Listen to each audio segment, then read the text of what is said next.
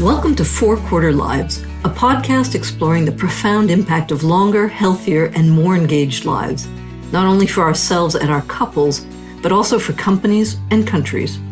Asia is on an accelerated journey of so many things. We've long watched its extraordinary economic growth. Now, we're seeing it accelerating in other areas that have taken far longer in the West, namely demographics, aging populations, and plummeting fertility levels. The speed at which this region is shifting, shrinking, and reshaping is astonishing. Luckily, we have some expert help to understand some truly shocking headlines and dig beneath them. I'm Avivah Wittenberg-Cox, and on this week's Quarter Lives, I talk with Philip O'Keefe. After a career with the World Bank, Philip is director of the Aging Asia Research Hub at CEPAR, a consortium of universities working on aging in a uniquely interdisciplinary way. This perspective shines through in his explanation of what's going on with babies, aging, and men across Asia. Welcome, Pip, if I may. Thank you, Aviva. Thank you for having me. So I'm going to dive right in and start talking about Japan. Japan, we've heard for a long time, is the oldest country in the world, but things are moving fast, and China made headlines this year by shrinking demographically for the first time. But shouldn't we have known this was coming? Yes, well, Japan still takes the cake as the oldest country, so it hasn't lost that title yet. But China, it was last year, that was shrunk by almost 1 million people, and of course that shrinkage will accelerate. We should have known it was coming for a variety of reasons. But the first is, if you have a country which has low fertility for a long time, virtually or very little immigration, rapid aging, all those things inevitably lead to a shrinking population at a certain point.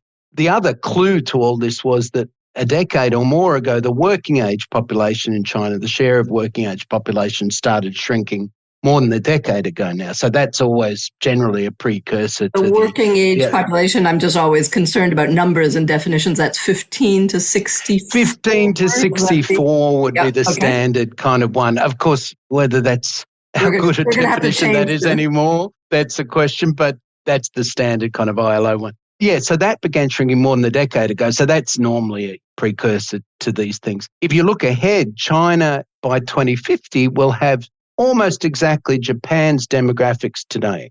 What Japan has today by way of population structure, elderly population, working age, etc., China will have almost exactly that by 2050. So 25 years' time or so. Wow. We're going to come back to China and why that is. But let's move on to the other big headlines. India is set to become the most populous country in the world, overtaking China this year, 2023. They claim that it happened in April. I mean, how precise one can be. I like it. Who knows? But it's probably, as we speak, already the largest country in the world. So that's quite momentous, even though it's a very minor gap at this point. But the direction is clearly that gap will grow as China shrinks and India continues to grow for a while yet. The real story behind that is more about fertility rates, I guess, than about population. Tell us about what's happening. Exactly. The interesting thing is probably, that's a good headline, of course, and captures a lot of attention naturally. But the more interesting story, I think, in India over the coming years is that its fertility rate has also fallen really sharply. So as of 2020, they, for the first time, fell below replacement rate. That is below 2.1 children per woman. And that's really, again, momentous that the now largest country in the world has also fallen below replacement rate of population. And as recently as 1990... drop, right? Exactly. Much more sudden than other countries have. Yeah, and this is true across Asia. This really rapid drop in fertility is really characteristic across East and good parts of South Asia too. So as recently as 1990, women in India were having 4 kids on average. 30 years later, they're having around 2. And in urban areas, the average is 1.6. So as the country urbanizes, that trend's only going to continue. And the fertility rate, you would strongly expect to keep falling in India as well.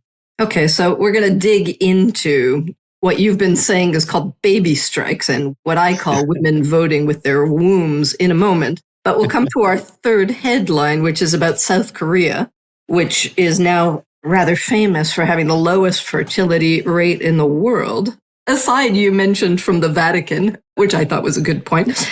What is the fertility rate in South Korea, and why does this matter? And this reality that's spreading across not just Asia, but the whole world. Korea, so the average, what they call total fertility rate, which is the number of children a woman can be expected to have in a lifetime. Which we sometimes read as TFR, if people are academic papers. Exactly. Is 0.78 in the most recent years. So less than 4/5 of a baby, whichever 4/5 you want to have. That is Sounds the like lowest we're cutting in the off world. heads. Yeah, exactly. Other than the Vatican, which I double-checked and is officially 0 for its birth rate. I assume there's an unofficial birth rate, but I think that's somewhat its official rate is 0. Yeah. But, Korea is an extreme case and fell very quickly, is very, very low, etc. But the region is a low fertility region. Singapore's 1.1, Thailand's 1.3, China's below 1.2 now. So it's a pretty low fertility neighbourhood. But look, this trend, I think East Asia is particularly striking, both the pace of this decline and the extent to which it's gone, how low it's gone. The Koreans had a parliamentary committee about 10 years ago that estimated the last Korean would be born in 2,300 or something. Oh my God. Yeah. End of world. Yeah. This is a new end of history, right? A different kind of apocalyptic scenario.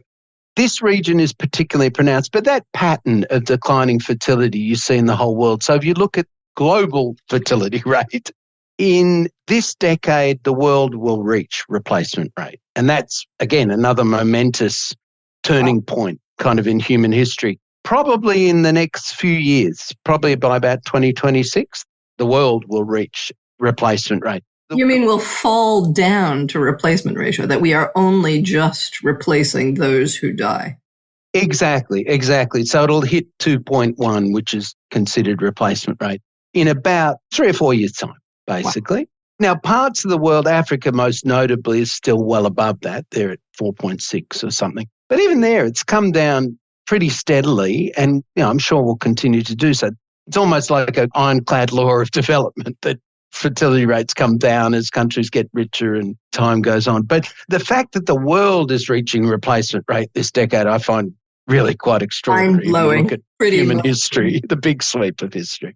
That is a major tipping point. We will never have seen that before in human history. There's possibly, with plagues and the Black Death or things like that, where you had mortality rates being extremely high. But if you just look at birth rates, I think probably that's right. Okay. Extraordinary, really. So here's the world from Asia. Let me just repeat your 3 headlines. That China is going to be shrinking demographically as of 22. India is set to pass it and become the most populous country in the world. And South Korea is the leader, but certainly not alone in plummeting down to the lowest fertility rates we've ever seen. And the whole world will be going to replacement ratio over the foreseeable future. Pip, give me an idea of what's your background? How did you get interested in all this? And what is the Aging Asia Research Hub? And what is CEPAR? Well, it's a kind of nerdy area in a way to get interested in. It's pretty dramatic headline. It's dramatic when you put it in these terms, but I'm not a demographer. I should say that first. I'm an economist by training, and I worked for almost 3 decades at the World Bank in the social protection and jobs area. So I worked a lot on social security systems, labour markets, etc. And as you work in regions like Eastern Europe, Central Asia, East Asia, etc., you inevitably encounter this stuff. So I got into it more and more and led a kind of regional flagship on ageing in East Asia and got more interested. When I retired from the bank a couple of years ago, CEPAR is Centre of Excellence for Population Ageing Research, and it's a consortium of the top universities in Australia. So New South Wales, Sydney, Melbourne, ANU, National University, and Curtin in Western Australia. And it's multidisciplinary, economists, demographers, health folks, sociologists, anthropologists, really an interesting mix of people who look at ageing. A lot of the focus is on Australia, but this Aging Asia hub is focused very much on the developing countries of East and Southeast Asia primarily, and a bit of South Asia. And I'm curious, have other regions done a similar consortium of their universities and thought leaders in the aging space? I'm certainly aware of lots of ageing centres, whether they be, a lot of them are in economics, some of them are in demography, etc. And of course, they have networks in the usual way of universities, but I'm not aware where the centre itself is quite so multi-institutional as CEPAR. I think that is pretty unusual, actually. That sounds like a measure of excellence itself. It's a great thing. And the multidisciplinarity of it also is quite, I think, more than most. Often you'll get a centre of demographers with a few economists or primarily economists. I think the mix and the even balance of the mix in CEPAR is quite unusual. Maybe not unique, but unusual. That's fascinating. And a perfect place now to dig a little bit behind your rather shocking headlines. I wanted to get into this whole fertility rate, TFR, all these kind of specialist things that I think are so interesting to me from a gender perspective as well. But let's start with China's one-child policy. Everybody points to that as the explanation of China's low fertility and shrinking population. But I was really interested to hear you say that you weren't pointing fingers at that. You were saying that it started long ago and probably would have happened no matter what the policy was. Can you explain that a bit? That's probably oversimplifying on my part. But if you look at China, firstly look at any country, and particularly any developing country. As they get richer, fertility rates decline. As I said before, it's almost an ironclad rule of development. And as women get more educated. Women get more educated. The pace at which China got rich and the pace at which educational attainment improved for women in particular was phenomenal in China. So it was a kind of on steroids version of development. And the fertility decline that you see with development, you would have expected to see that on steroids too. Let's put it that way. But that said, even if you look, and I'm by no means saying the one-child policy didn't play a role, but if you look at where China was in 1970, the average woman was having about 6 kids. By 1980, which is when the one-child policy started in effect, they were having 2.7. So most of the action actually happened during the 70s, or the sharpest decline in birth rates happened in the 70s. Now, that didn't just happen by itself. There was aggressive birth control campaigns, including abortion and the like. So it wasn't that there wasn't a very strong family planning policy being put in place. It just wasn't as strict and as rigid as the one-child policy became. But it was also a period, I guess, the 70s, of enormous uncertainty, cultural revolution, political change, etc. And the other thing you see with all countries in history is war, conflict, uncertainty of different forms, economic crises, etc. People, they don't go crazy having babies in those times. Birth rates typically decline. They typically bounce back also, but that would be another thing I think that was happening in China in the 70s, as well as the policy side of things. And certainly the one child continued that effort on the family planning side and certainly contributed to bringing it down further. But just to say that when it's singularly attributed to the one child, I think that's a bit simplistic. I'm curious too. It sounds like, which I totally understand, nightmare dystopian scenarios create low birth rates. We can understand automatically why. But I had understood that the greatest birth rate declines globally had actually accelerated from 2000 on, when the world was doing somewhat better than it has. What's behind this global fall in birth? Certainly war and bad news does it. They're temporary kind of things typically. I think in the long sweep of things, definitely women's education easily. Income levels, there's a pretty tight correlation between country income levels and fertility rates. All these things, of course, tend to line up together. Higher education for women, higher income levels for countries, etc.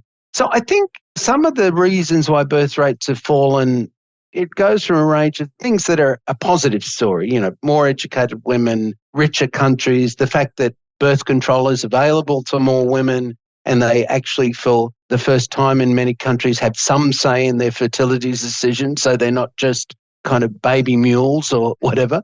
So I think they're all positive things. Some of the things in East Asia, this is particularly pronounced, are more things that apply to the couple or the household, I would say. So the cost of raising children, obviously. So if you look, say, in East Asia, there was a nice study done by, they're called the Yuhua Population Research Think Tank in China, which has some very good demographers and economists from Peking University and other places. They looked at the cost of raising a kid to the age of 18 as a multiple of per capita income. And in Korea, that was 7.8 times per capita GDP. In China, it was 6.9 times. In the US, it was just over 4. In Germany, it was 3.5. Wow. So the relative cost of raising kids in East Asia is particularly high for a variety of reasons, some of which are things like the amount of money spent on tutoring of kids and things like that. You know, there are some specific factors to the region, but overall. So it's interesting that in decades where really women have been flooding into the labor force and working all over the world, including very suddenly, I think also in some countries in Asia, I've always kind of thought about it as women voting with their wombs until the systems adapt to design for the women and couples that have evolved. Women are kind of not making babies because not only don't they have the money, although they're now dual income couples, but the systems, the workplace, the couples, the gender roles really haven't kept up with the pace of change. Would you agree with any of that? I would certainly agree with that in East Asia, and I think it's not confined to East and Southeast Asia. But if you look at what Asia, it's kind of quite unprecedented, the pace at which these countries have grown. You know, the Asian tigers first, and now more recently China, Vietnam, Indonesia and others. And you see it even not just in family relations, but in institutional features of these countries too. It's very difficult to keep up with that pace of growth and change and all the things that come with it, urbanisation, internal migration, changing co-residence patterns in households, etc. So I definitely think gender relations and expectations are big drivers here also. So if you look at East Asia in particular, first thing to look at is marriage rates, because to have a baby outside wedlock is very, very unusual. We're not talking about Netherlands or somewhere where, you know, more than half of kids are outside of formal marriage. So basically marriage rates have fallen quite steeply in all these places. So that's the first kind of sign of women voting with their wombs or their feet or whatever you want Sometimes to call it. both. Yeah. Even where they do marry, marriage has been significantly delayed. Now, that's true across a lot of the developed world, but I think it's more pronounced, that delay, even amongst those who marry. And you see some interesting things. I mean, the nice part of development is you have some market signals that no longer exist in rich countries. So bride price, for example. Bride price in rural China has gone up quite sharply in recent years for a variety of reasons. If you were wanting to get married, part of it is the legacy of the one-child policy having had a lot of missing girls. And that's something we didn't touch on before, but the composition of that lower population was obviously much more male biased. A lot of growth. Yeah. You see it in those kind of things, but also if you look at, say, numbers on the women's bearing of multiple loads, you know, work and non-work or non-market rather work. OECD have looked at this, and if you look at total work across men and women, market and non-market, it's relatively similar, the aggregate amount of work, but the men are doing more market work, the women, you know, of course, more non-market work. But if you look at the ratios, so somewhere like India, the ratio of Indian women's non-market work to men's is 6-1. Can you just clarify those terms for our listeners? So things like household chores, fetching wood, fetching water, and a lot of it also comes around to things like that women's jobs in the division of labour are jobs that often take a lot of time to go and fetch water from a well or to fetch wood for cooking. But that kind of ratio, 6-1, 6 hours every day of non-market work to 1 for the man. In the OECD, for example, that's 5-2 overall. You know, it's still pronounced, even in richer countries. But if you look at the Nordics, those numbers are much closer together. But if you look at Korea, Japan, their multiples are about 4-1 and that kind of thing. So even if you look at just numbers on time use, it shows up that the burden of non-market work on women is substantially higher in these countries than it is in countries of similar income levels. At the same time, countries like China, women's labour force participation is quite high. Japan and Korea is a different story because it's quite high till they have a baby. Then it drops off. quite significantly. It comes back a bit, maybe in their 40s, but it drops off. All these things, I think there is such a mix of things about the declining birth rate, some of which are really positive stories for women, higher education, more empowerment, choice, that kind of thing, and some of which are clearly, as you say, this kind of lag where cultural and social attitudes and practices just can't keep up with the pace of change of the economy. Despite the countries trying to do stuff, Abe and Singapore and all these countries have tried to put in packages to change this situation, but society doesn't change as quickly as policy can change. Well, I often find that policymakers are saying, and the media echoes that, they have tried everything to encourage fertility, but my sense is they don't quite get what it is that women are waiting for in order to have more babies, and it's a much more general. If you research what couples want, both men and women around the world, they would like more babies. Most couples seem to vote that they want two, but it sounds from everything that you're saying that babies are really becoming a luxury item. There aren't very many people that are going to be able to afford this little delight. And a lot of the talk is about women, and I just want to close on this fertility chapter. What about men? I mean, what do they think? What's the role of men? You've just said, this incredible difference in terms of pay and working hours and market labor rates. What do they think about it? Is there any analysis of what men culturally are thinking? Would they like to change? Are they horrified by this? Are they having the same kind of backlash, right wing, put women back in the home reactions that we see in some places? What's the feeling or the discussion? I can't speak for, firstly, such a diverse group of men across these countries. But, firstly, I think it's still sinking in the recognition of the issue, the scale of the issue at a societal level. I think men are slow to change. Men also want more babies, as you said. So in China, for example, when they do surveys, couples want about 1.7 babies and they're having less than 1.2. So I think the trade-offs involved with that, I think the men still work on the assumption that the care and other things or the career sacrifices that might be needed and whatever will sit with the woman. But that said, I think it's an interesting mix of a story. If you look at China, for example, at the moment, the government is throwing money at people to have babies. Everything from baby bonuses to subsidised childcare, more parental leave, all these tax treatment, that kind of thing, all the many things that you would probably, some of which not, but most of which would be sensible interventions, you would think. But people are not responding so far to that. It does make you wonder whether, I just don't think the message is probably being fully absorbed yet by men in these societies, and that's slow to change. Men, workplaces, policies, yeah. We'll see how far this has to go down before we start adapting to actually really pushing it back up. Yeah. Which brings me to my last set of questions on what are the solutions to demographic decline, if there are any? And first, does it matter? Is Japan a cautionary tale or a model? What are we pulling out of this first country to age? Right.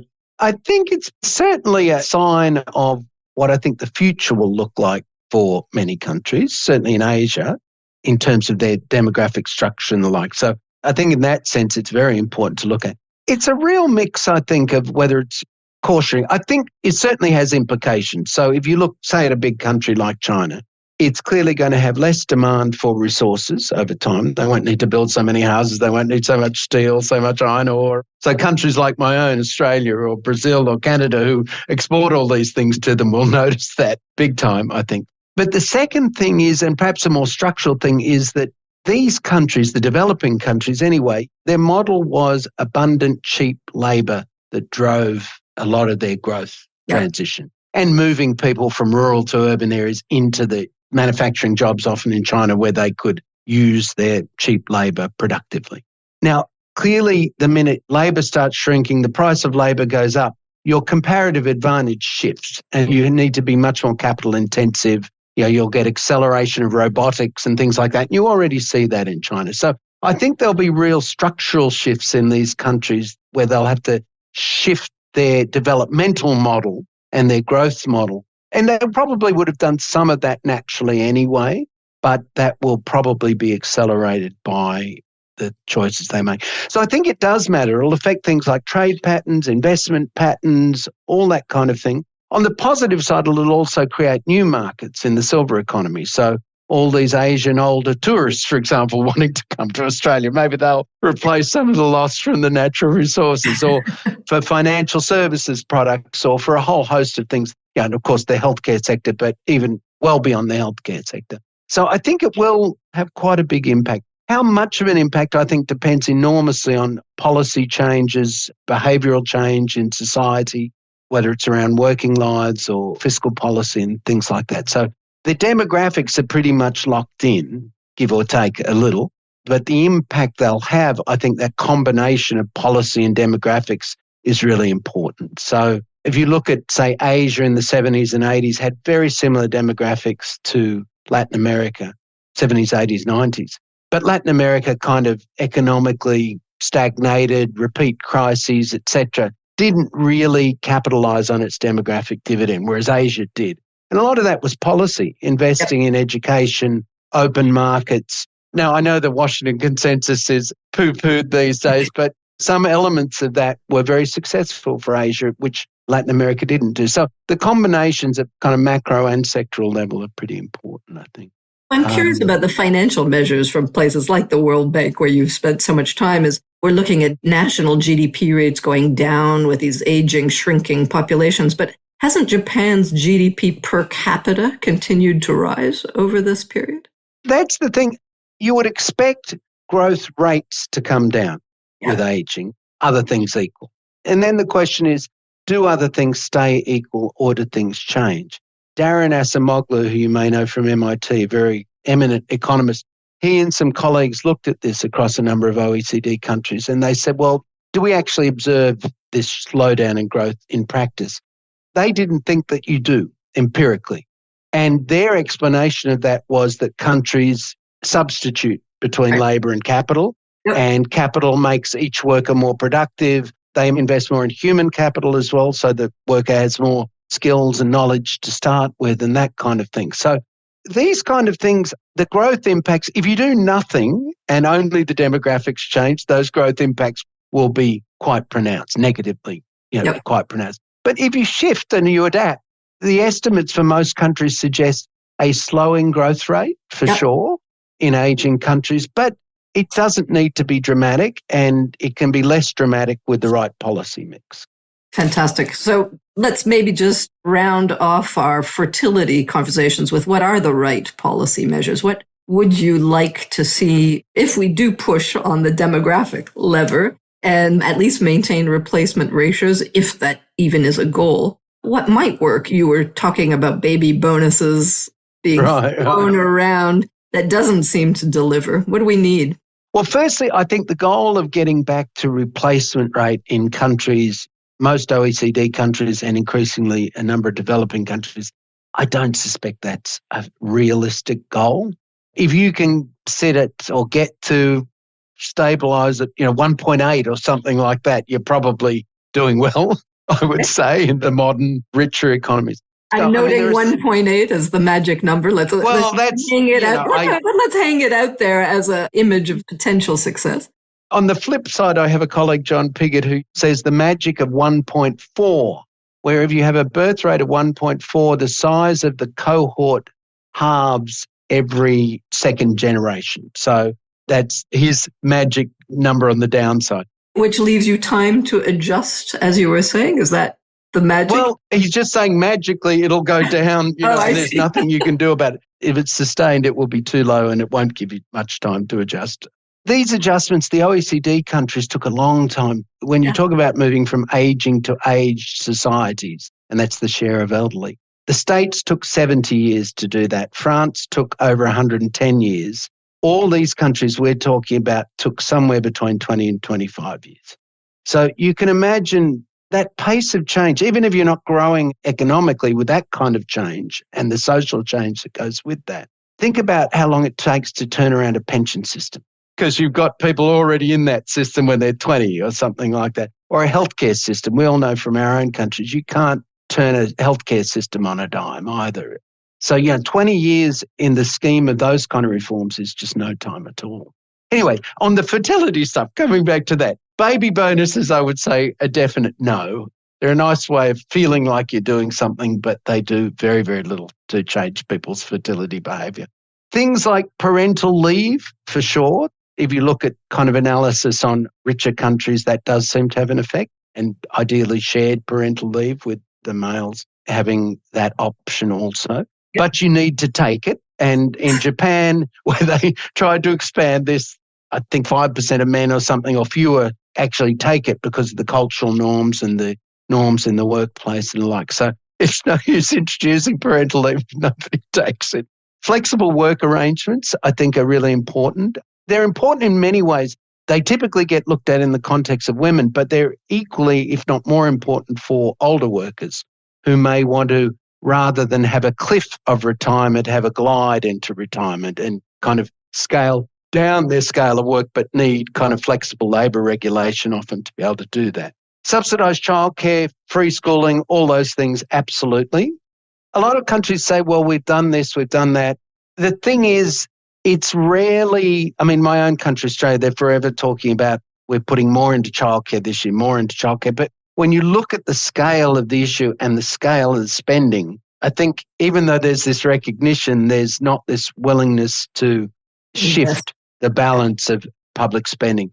And part of that is because certain public spending things are locked in. The pensions bill is very difficult to adjust, or the healthcare bill is very difficult to adjust. But the Nordics, I think, are probably the ones who've put in the widest and the best funded mix of what we would consider fertility positive policies.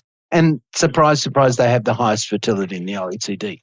It's not rocket science, but it's also a case of not setting expectations too high. Other things, I think tax treatment is a very important one. So East Asian countries, Japan is a good example, penalised women returning to work for the couple. The threshold of income that the woman could earn before there were penalties in the tax system was really low. Yeah. So the incentive to return to work was very low. Similarly, in the pension system, she was able to get a pension through her husband.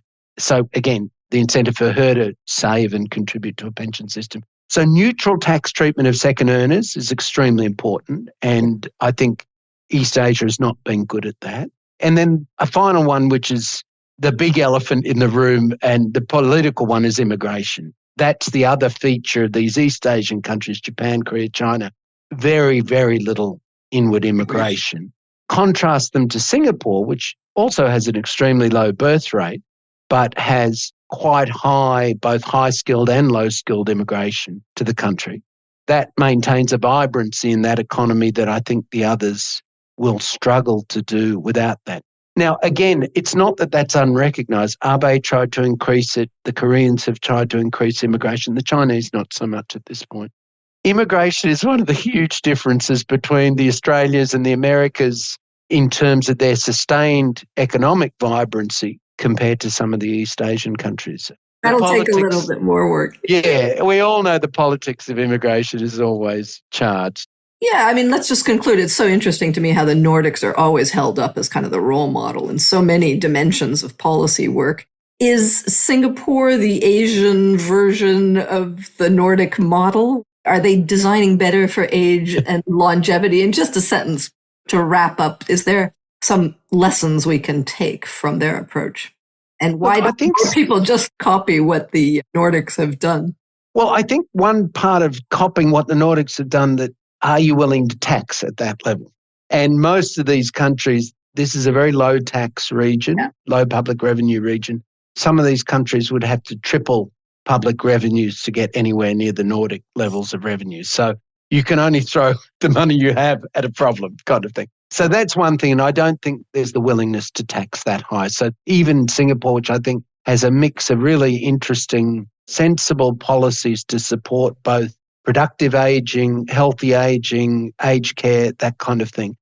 There's still going to remain a much bigger role for the family, for communities and the like, I think, even into the future than one observes in the Nordic countries where the role of the state is much bigger and much more dominant. We have 50% of GDP revenues versus 18 or thereabouts kind of thing. So I think all of these countries do have interesting experiences. Japan, Korea, Singapore have all tried interesting and sensible things in the area of ageing, but I think it's too early to say how impactful they will be.